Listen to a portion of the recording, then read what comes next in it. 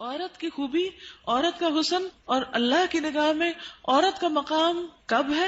جب وہ شوہر کی فرما بردار ہو اور جینون جگہوں پر اور جینون احکامات میں اس کی مخالفت نہ کرنے والی ہو۔ نبی صلی اللہ علیہ وسلم نے فرمایا، بہترین بیوی وہ ہے جس کی طرف تم دیکھو تو وہ تمہیں خوش کر دے، جب تم اسے کسی بات کا حکم دو تو بجا لائے، اور تمہاری عدم موجودگی میں تمہارے مال اور اپنی ذات کی حفاظت کرے۔ تو ہمیں ایسی بہترین عورت بن کے دکھانا ہے۔ رسول اللہ صلی اللہ علیہ وسلم نے فرمایا، اللہ تعالیٰ اس عورت کی طرف نظر رحمت سے نہیں دیکھتا جو خاوند کی شکر گزاری نہیں کرتی، حالانکہ وہ اس سے بے نیاز نہیں ہو سکتی، اس کے بغیر رہ بھی نہیں سکتی، لیکن جب وہ ہوتا ہے تو اس سے وہ صرف لڑائی کرتی رہتی اور گلے شکوے کرتی رہتی، کمپلینٹس ہر چیز میں کمپلینٹس۔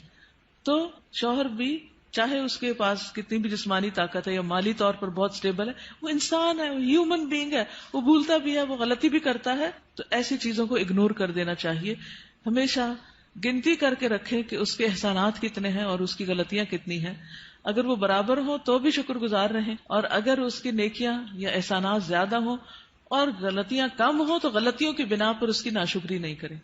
تو آپ نے خصوصاً اپنے ہسبینڈس کو تھینک یو بولنا ہے، لکھ لیجئے، اور جو ابھی نہیں بول سکتے وہ آئندہ زندگی کے لیے لکھ لیں، دلوں میں لکھ لیں کہ شوہر کے شکر گزار رہنا ہے۔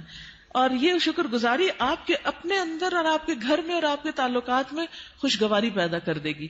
آپ دیکھیں گے کہ وہ شاید منتظر ہو اس بات کے کہ کسی وقت آپ خوش ہو جائیں ان سے، کیونکہ آپ دیکھیں وہ آپ کو خوش کرنے کی کوشش میں لگے رہتے ہیں، اور آپ جب خوش نہیں ہوتی تو بےچارے وہ بھی ناخوش ہو جاتے ہیں۔ تو جب آپ خوش ہوں گے تو آپ کو دیکھ کر وہ دگنے خوش ہو جائیں گے، جب وہ دگنے خوش ہوں گے تو آپ تگنی خوش ہو جائیں گے، اور یوں خوشیوں کا سلسلہ بڑھ جائے گا۔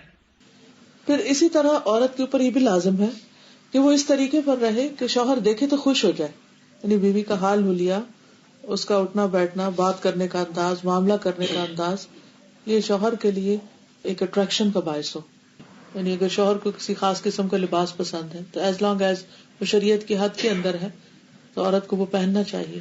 اگر کہیں جانے کی بات ہے یا گھر کو کسی خاص انداز میں رکھنے، یا کوئی شادی شدہ زندگی میں بہت سارے معاملات باہم ایک دوسرے کے ساتھ مل کے کیے جا رہے ہوتے ہیں، تو ایسی تمام چیزوں میں شوہر کے ساتھ تعاون اور اس کی مدد اور اس کو خوش کرنا جو ہے وہ لازم ہے۔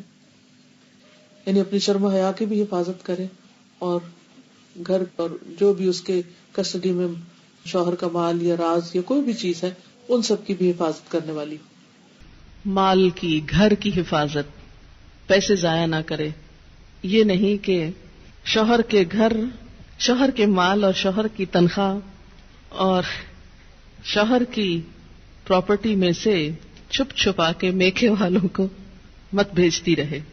بہت سے فساد اس وجہ سے ہوتے ہیں کہ سسرال کو دینے کے لیے تو نمبر 2 مال ہوتا ہے، اور میکے کو بھجوانے کے لیے پسندیدہ چیز۔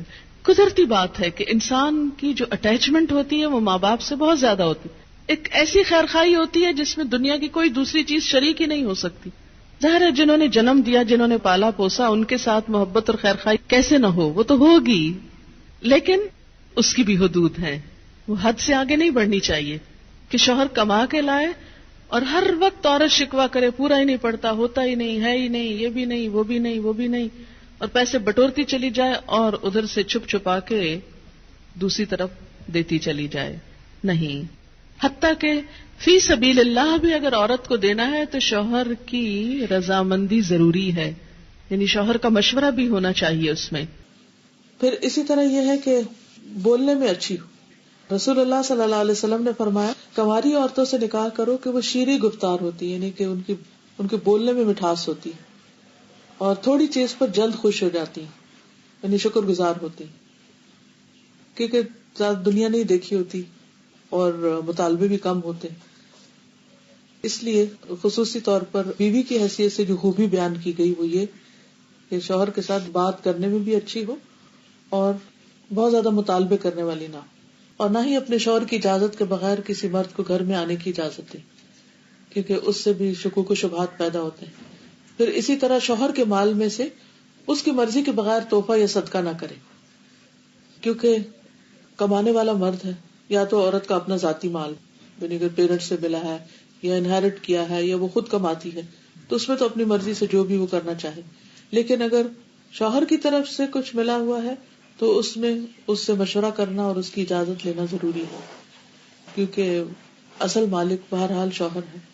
اور بہت دفعہ گھروں میں جھگڑے اس وجہ سے پڑ جاتے ہیں کیونکہ ہسبینڈ جو ہے وہ بیوی کو اجازت نہیں دیتا، اور بیوی اپنی مرضی سے اپنے میکے کو یا کسی اور کو کچھ دینا چاہتی ہے، اور ان معاملات میں اختلاف بعض اوقات گھر کی بنیادیں ڈھیلی کر دیتا ہے.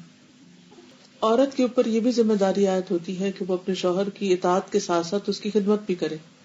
جس طرح شوہر گھر سے باہر سب کچھ کمانے کا ذمہ دار ہے، تو اسی طرح عورت گھر میں آرام اور سکون فراہم کرنے کی بھی ذمہ دار ہے. پھر اسی طرح یہ ہے کہ شوہر کی اجازت کے بغیر نامحرموں سے گفتگو سے بھی بچنا چاہیے. حضرت علی بن ابی طالب سے روایت ہے کہ رسول اللہ صلی اللہ علیہ وسلم نے خاوند کی اجازت کے بغیر عورتوں سے ان کے گھروں میں گفتگو سے منع کیا ہے. اگر شوہر کو یہ بات پسند نہیں کہ عورت کسی مرد سے بات کرے تو عورت کو نہیں کرنی چاہیے، کہ بعض اوقات انہی چیزوں سے پھر جھگڑے پیدا ہو جاتے. پھر اسی طرح یہ ہے کہ مشکل حالات میں شوہر کا ساتھ دے. پھر اسی طرح بد اخلاقی اور بد زبانی سے دور رہے. اب یہ جو بد زبانی ہے یہ عام طور پر بہت سے کام خراب کرتی ہے. انسان کی زبان ہی ہوتی ہے جو اس کو عزت دیتی ہے، اور زبان ہی ہوتی ہے جو اس کو ذلیل کر دیتی ہے. اگر ایک زبان انسان کنٹرول کر لے تو اللہ تعالیٰ اور بندوں دونوں کے سامنے انسان سرخرو ہو جاتا ہے. تو اس لیے انسان سوچ سمجھ کر بات کرے. پھر اسی طرح یہ ہے کہ بد دعائیں نہیں دینی چاہیے، نہ اپنے آپ کو، نہ بچوں کو، نہ شوہر کو، اور نہ کسی اور کو. کیونکہ اگر کوئی دوسرا بد دعا کا مستحق نہ ہوا تو بد دعا واپس پلٹے گی، جس نے دی ہے اسی کو آ کے لگے گی. رسول اللہ صلی اللہ علیہ وسلم نے فرمایا بد دعا نہ دیا کرو، نہ اپنے اوپر، نہ اپنی اولاد پر، نہ خادموں پر، نہ مالوں پر. کہیں ایسا نہ ہو کہ وہ قبولیت کی گھڑی ہو کہ جس میں اللہ تعالیٰ سے مانگا جائے تو وہ دعا قبول ہو جائے اور پھر انسان خود ہی پچھتائے. لیکن ریلیشن شپ کے اندر کچھ چیزیں ایسی ہیں جن کا خیال رکھنا بہت ضروری ہے، اور ان چیزوں کو ضرور ذہن میں رکھنا چاہیے جو تعلقات کی خرابی کا باعث بنتے ہیں. ٹھیک ہے، کچھ چیزیں تو وقتی طور پہ انسان کی طبیعت مزاج کا حصہ ہوتی ہیں، کچھ بچپن کی دو مختلف گھرانوں سے اٹھان ہوتی ہے، اور پھر مرد اور عورت کا جو بایولوجیکل ڈفرینس ہے وہ بھی بیچ میں بہت اہم رول ادا کرتا ہے. لیکن ان سب چیزوں کے ساتھ ساتھ کچھ فیکٹرز کو سامنے رکھنا چاہیے. اس میں جو چیز عموماً خرابی کا باعث بنتی ہے وہ بدگمانی ہے. جب کسی پہ شک ہونے لگتا ہے تو وہ شک انسان کو ختم کر دیتا ہے، انسان کا چین لوٹ لیتا ہے. ہسبینڈ وائف کے درمیان محبت کو قائم رکھنے والی چیز اعتماد ہے. جب تک ایک دوسرے پر اعتماد اچھا ہوتا ہے تو خواہ ایک دوسرے سے دور بھی ہوں تو کچھ مشکل نہیں ہوتی، دونوں اپنی اپنی جگہ سیٹسفائیڈ ہوتے. لیکن قریب رہ کے بھی اگر بد اعتمادی کی فضا آ جائے، شک آ جائے تو خوشیاں ختم ہو جاتی ہیں. اس لیے حد الوسع یہ کوشش کرنی چاہیے کہ ان کاموں سے بچا جائے جو ایک دوسرے کو پسند نہیں. جو چیزیں ہسبینڈ کو پسند نہیں، بیوی کو ان سے بچنا چاہیے. اسی طرح بد اعتمادی، اعتماد کے ساتھ ساتھ تنگ نظری سے بچنا چاہیے، نیرو مائنڈڈ نہیں ہونا چاہیے، اور ایک دوسرے کے ساتھ ایک دوسرے کی چھوٹی چھوٹی بات کو مائنڈ نہیں کر لینا چاہیے. کیونکہ بعض اوقات جب شادی ہوتی ہے تو دونوں میں سے کسی ایک کی یا دونوں طرف کی ایک پوزیسو ایٹیٹیوڈ جو ہوتا ہے کہ بس دوسرے شخص کا سب کچھ ہی میرا ہے. اور جب ہم دوسرے سے محبت کرتے ہیں یا محبت کا اظہار کرتے ہیں تو پھر ہم کیا چاہتے ہیں کہ یہ شخص بس اب کسی اور کی طرف توجہ نہ کرے. اگر شوہر ہے تو اگر وہ ماں سے بھی بات کرے گا تو بیوی کو کھلنے لگتا ہے کہ ماں کا سر ماتھا کیوں چوم رہا ہے. اگر بہن بھائیوں سے بھی بات کرتا ہے تو وہ بھی بعض اوقات برا لگنے لگتا ہے. یہ تنگ نظری نہیں ہونی چاہیے، دل کھلا ہونا چاہیے. جو محبت میں آپ کا حصہ ہے وہ آپ کا ہے، بیوی کی جگہ اور کوئی نہیں ہو سکتا. لیکن یہ بھی یاد رکھیے کہ جس ماں نے تکلیف اٹھا کے جنم دیا ہے اور سالوں سال دعائیں مانگ مانگ کے اس کو پالا ہے اور بڑا کیا ہے اور اس منزل تک پہنچایا ہے کہ جب وہ کامیابی کے ایک اعلیٰ منزل کو پہنچا تو اب آپ کے ساتھ اس کا ریلیشن شپ ہو رہا ہے، تو جس نے یہ ساری منزلیں طے کی ہیں اس کا حق اپنی جگہ ہے. اس حق کو کبھی فراموش نہیں کرنا چاہیے، بلکہ شوہر کی مدد کرنی چاہیے کہ وہ اپنی ماں کا خیال رکھ سکے اور اس کا ساتھ دینا چاہیے. اگر وہ کسی قسم کی کمی کوتاہی کر رہا ہے تو ایک اچھی بیوی کی خوبی یہ ہے کہ وہ اس کو توجہ دلائے کہ تمہاری ماں تمہارا انتظار کر رہی ہے.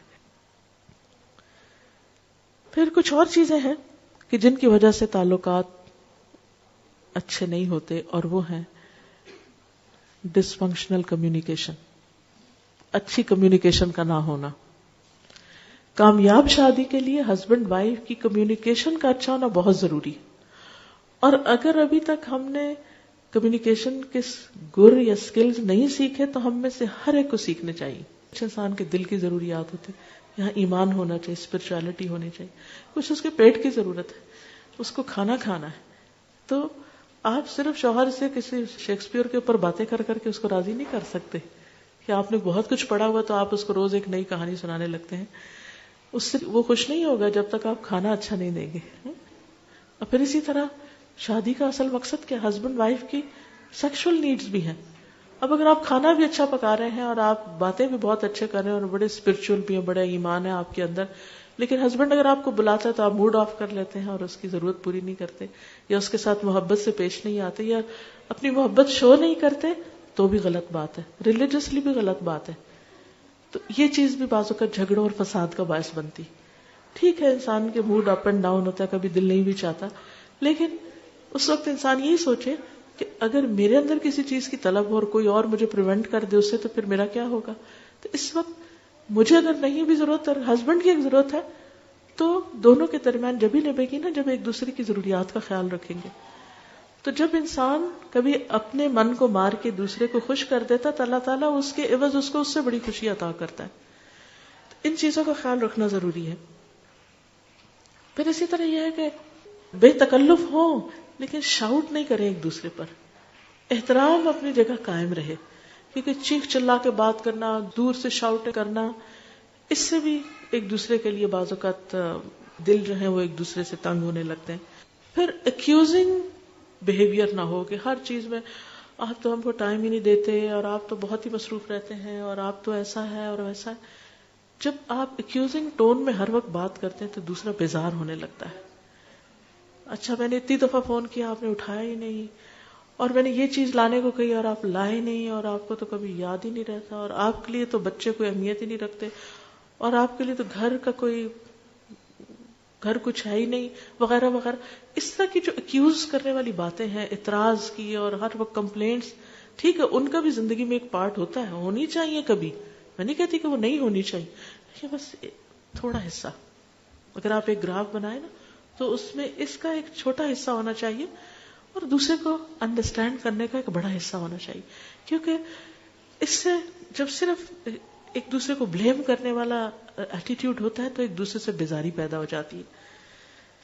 پھر اسی طرح یہ ہے کہ زبان درازی، گالی گلوچ، بدتمیزی، بد اخلاقی، یہ دلوں کو اس طرح پھاڑ دیتے ہیں کہ پھر جوڑنے مشکل ہو جاتے ہیں. اور پھر انسان ایک دفعہ یہ کر لیتا ہے لیکن اس کے بعد اتنا اس کا جیسے ہڈی ایک ٹوٹ جاتی ہے نا تو پھر اس کے درست ہونے میں بڑا ٹائم لگتا ہے. ایسے جب دلوں کو توڑ دیتے ہیں نا ہم تھوڑا سا غصہ ظاہر کر کے تو پھر ان کو درست ہونے میں ایک ٹائم لگتا ہے. اور پھر ہم بعض اوقات 1 منٹ میں توڑتے ہیں، اگلے منٹ میں کہتے ہیں سوری، اور اگلے منٹ میں چاہتے ہیں دوسرا شخص بالکل ٹھیک ہو جائے. نہیں، اس کو ٹائم دیں اب حتیٰ کہ وہ اس کی مرہم پٹی ہو چکی ہے. پھر اسی طرح یہ ہے کہ باہر سے اکسانے والے بھی بعض اوقات تعلقات کو خراب کر دیتے ہیں. ہسبینڈ وائف کے درمیان اچھے بھلے تعلقات ہوتے ہیں لیکن کوئی رشتہ دار، کوئی دوست، کوئی ادھر ادھر کے لوگ وہ آ کے ایسی باتیں کرتے ہیں کہ جس کی وجہ سے ایک محبت بھرا رشتہ جو ہے اس کے اندر رکھنے پڑنے لگتے ہیں.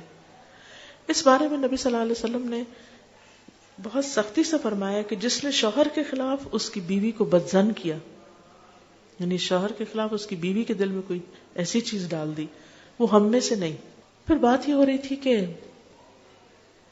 دوسروں کی انٹرفیئرنس ہسبینڈ وائف کے بیچ میں، یہ صرف لڑکی کی ساس کی طرف سے نہیں ہوتی، بعض اوقات لڑکے کی ساس کی طرف سے بھی ہوتی. ہم مائیں بعض اوقات بیٹیوں کا پیچھا کیے رکھتی ہیں اور چھوٹی چھوٹی بات میں ہم انٹرفیئر کرتے ہیں. اچھا کیا کھایا تھا، کیا بنایا تھا، کہاں گئے تھے، یہ ملا کہ نہیں ملا، ایسا ہو گیا یا نہیں ہوا. ان باتوں کی وجہ سے بعض اوقات بہت گڑبڑ ہو جاتی ہے. بچوں کو ایک فریڈم دینی چاہیے کہ آپس میں ایک دوسرے کے ساتھ انڈرسٹینڈنگ کریں، کیونکہ ہم محبت کر رہے ہوتے ہیں لیکن الٹا دشمنی کر رہے ہوتے ہیں. ایک اور حدیث میں آتا ہے عورت شوہر کے معاملے میں کسی دوسرے کی بات نہ مانے، کسی دوسرے کی، حتیٰ کہ پیرنٹس کی بھی. آپ کو پتا ہے کہ والدین کی اطاعت فرض ہے. اللہ تعالیٰ نے قرآن پاک میں کیا کہا؟ اللہ کی عبادت کرو اور ماں باپ کی بات مانو. لیکن جب ایک عورت کی شادی ہو جاتی ہے تو اب اس کے لیے اس کا اصل گھر کون سا ہے؟ شوہر کا گھر ہے. اور اب اس کے لیے والدین کی اطاعت سیکنڈری ہے، شوہر کی اطاعت نمبر 1 ہو گئی ہے. پہلے والدین اس کی کفالت کر رہے تھے، اب شوہر اس کی کفالت کر رہا ہے. اب ایک نیا گھر بن رہا ہے. اس کے ڈسپلن میں کیا ہے کہ بیوی شوہر کی بات مانے، نہ کہ میکے کی ڈکٹیشن لیتی رہے روز ٹیلی فون پر. ایک دفعہ عورت ہو کے آتی ہے میکے سے تو موڈ بدلا ہوا ہوتا ہے. تو ایسی صورت میں اصل حکم کیا ہے کہ شوہر زیادہ اہم ہے. اب اس کی بات مانی. اور یہ کیوں اتنا سخت ڈسپلن رکھا گیا؟ کیونکہ جب تک ایک عورت کی وفاداری اس کے اپنے گھر سے نہیں ہوگی، گھر نہیں بنے گا. وہ بات میں ادھر بھاگی جا رہی ہے، یہ گھر خراب ہو رہا ہے. اب اس کی اہمیت، اس کی زیادہ اہم ڈیوٹی کیا ہے کہ اب وہ نئے گھر کی تعمیر کرے. اس لیے کہ شوہر نے مہر بھی دیا ہے، گھر دیا ہے، سب ضروریات پوری کر رہا ہے. اب آئندہ اللہ تعالیٰ نے ایک نئی نسل لانی ہے، ان کی تربیت ہے، ان کا کام ہے، اتنی ذمہ داریاں آنے والی ہیں. اب چھوڑو دھیان پیچھے کا، اب آگے کا سوچو.